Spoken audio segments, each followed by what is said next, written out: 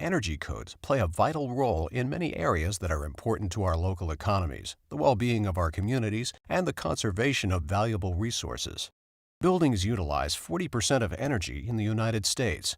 Energy codes are designed to help us save energy and keep those savings in our local economies. They also improve the comfort and durability of our buildings and the health and safety of the building's occupants. In addition, the federal government has mandated that Georgia reach 90% compliance with target energy codes by 2017 as part of the American Recovery and Reinvestment Act. The target energy code for commercial buildings is ASHRAE 90.1, 2007. This video will educate you on how to inspect commercial buildings for energy code compliance using compliance reports from the CommCheck software developed by the Department of Energy's Building Energy Codes program. We will walk you through the reports, showing you how to use them to verify the building's compliance with energy code. Thank you for helping ensure that Georgia's buildings comply with the target energy codes. The 90.1 Commercial Energy Code, along with IECC Chapter 5 Energy Code, focuses on energy reduction for non-process loads in these four major areas: envelope, interior lighting, exterior lighting, and mechanical. 90.1 Commercial Energy Code compliance can be demonstrated in several ways: prescriptive, simple trade-off, or simulated performance.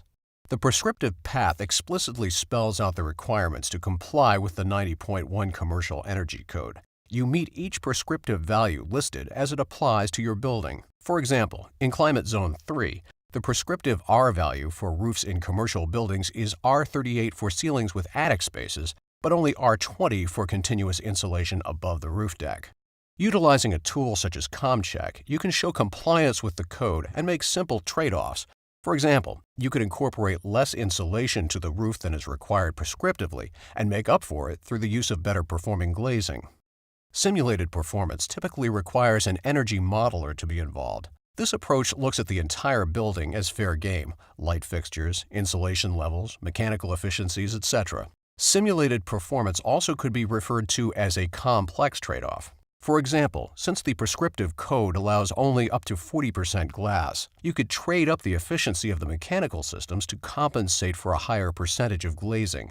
There are certain areas in the code that are mandatory, such as air sealing the building envelope, which would not be eligible to be traded out using any of the three compliance paths. CommCheck is typically used for the simple trade-off approach, but can also be used to demonstrate compliance prescriptively. Since most buildings will use either the prescriptive or simple trade-off approach, it is considered a common practice to require projects to submit CommCheck compliance certificates for envelope, interior lighting, exterior lighting, and mechanical as part of the permitting process. This will provide the code official with project and climate zone-specific checklists and an efficient means to quickly determine compliance. So let's start by reviewing the individual CommCheck compliance certificates and discuss how to use each of them during plan review and field inspections. These compliance certificates can be printed once all the information pertaining to the project has been entered into the CommCheck software. Section 1 of each CommCheck compliance certificate will have the following information: title of the compliance certificate, the energy code version, and the project information or Section 1, which includes project type, project title, construction site, owner-agent name, and designer-contractor name.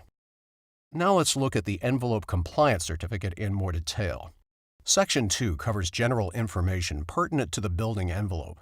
This includes the building location, the climate zone, the building type, the vertical glazing to wall area percentage, the building type, and square footage.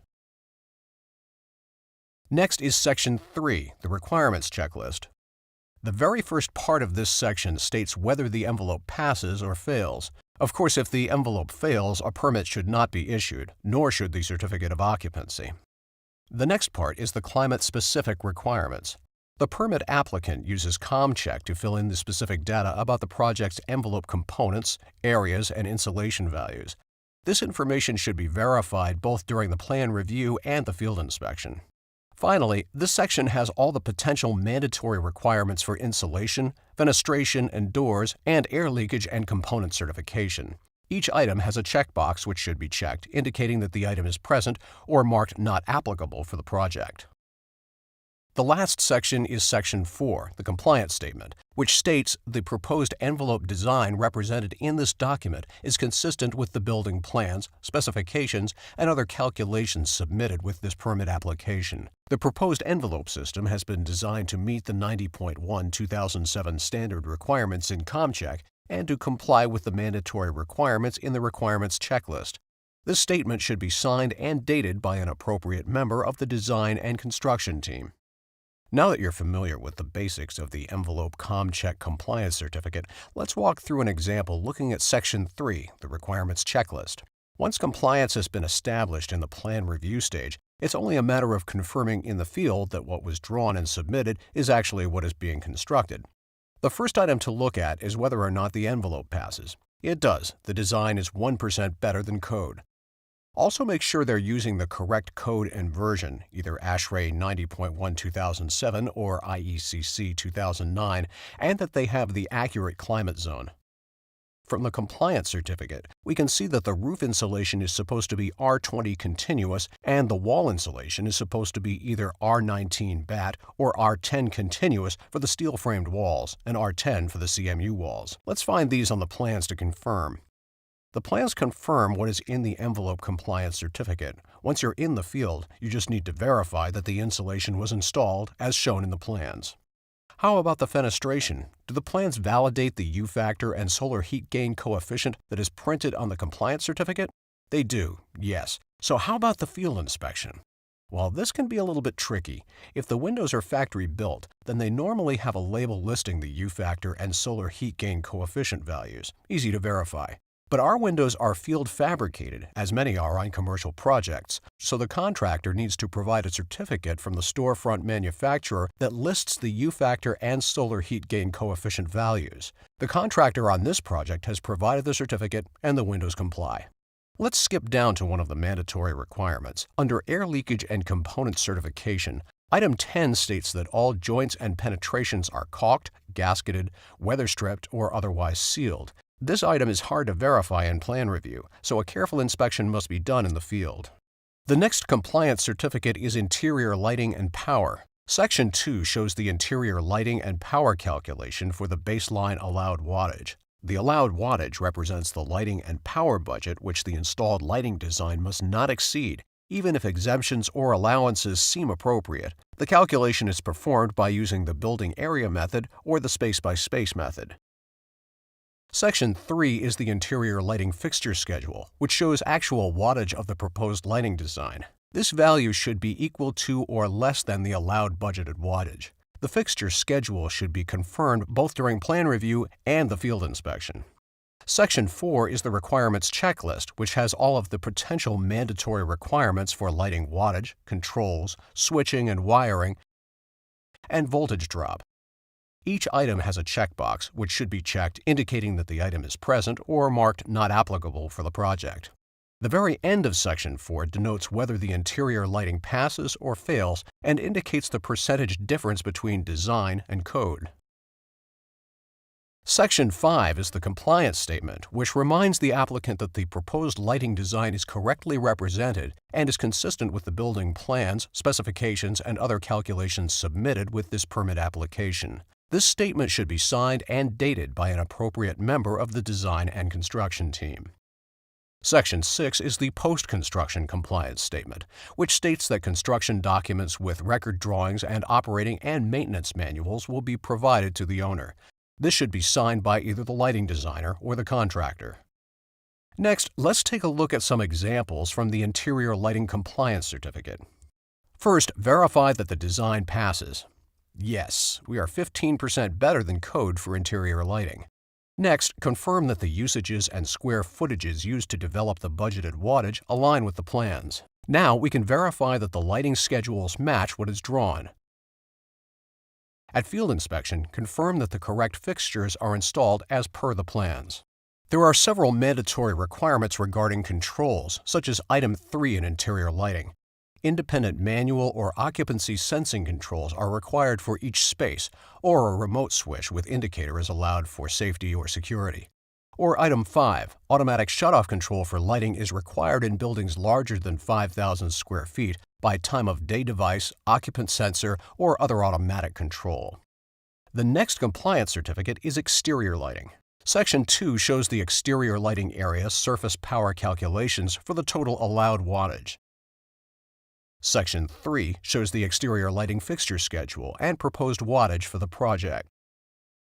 Section 4 is the requirements checklist, which has all of the potential mandatory requirements for lighting wattage, controls, switching and wiring, and exterior lighting efficacy. Each item has a checkbox which should be checked, indicating that the item is present or marked not applicable for the project. The very end of Section 4 denotes whether the exterior lighting passes or fails.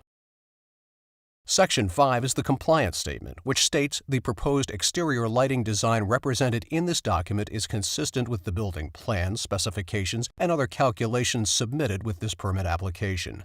This statement should be signed and dated by an appropriate member of the design and construction team. The final compliance certificate is mechanical. Section 2 is general information and has the building location and climate zone. Section 3 is the mechanical system list. This should include all HVAC systems and water heaters on the project. The list should be confirmed both during plan review and the field inspection. Section 4 is the requirements checklist, which has all of the potential mandatory requirements for each specific HVAC system, each specific water heater, and a list of general requirements.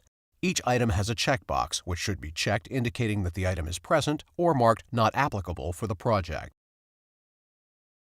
Section 5 is the compliance statement, which states the proposed mechanical design represented in this document is consistent with the building plans, specifications, and other calculations submitted with this permit application. This statement should be signed and dated by an appropriate member of the design and construction team.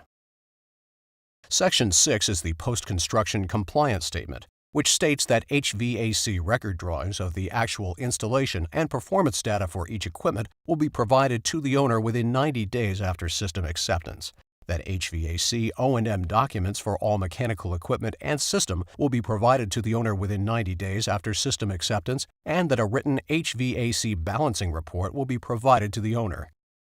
This should be signed by the principal mechanical designer. Now let's look at some examples from the mechanical compliance certificate. Please note that the certificate does not denote whether or not the design passes or fails, as the mechanical section is completely prescriptive. The first item to check is whether or not the HVAC systems and water heaters listed on the compliance certificate match what is on the plans. Yes, they do. Later confirm in the field that what is installed matches what is on the plans. Based on the type of equipment listed, CommCheck will display the minimum equipment efficiency. There are multiple mandatory requirements that must be verified as well, such as Requirement 12, duct sealing. Verify that pressure-sensitive tape used as the primary sealant is certified to comply with UL 181A or UL 181B, and verify sealing of longitudinal and transverse seams for ducts in unconditioned spaces. Now you have a basic understanding of how to use the CommCheck compliance certificates as a code enforcement tool. For additional tools and resources on the CommCheck software and current energy codes, please go to www.energycodes.gov.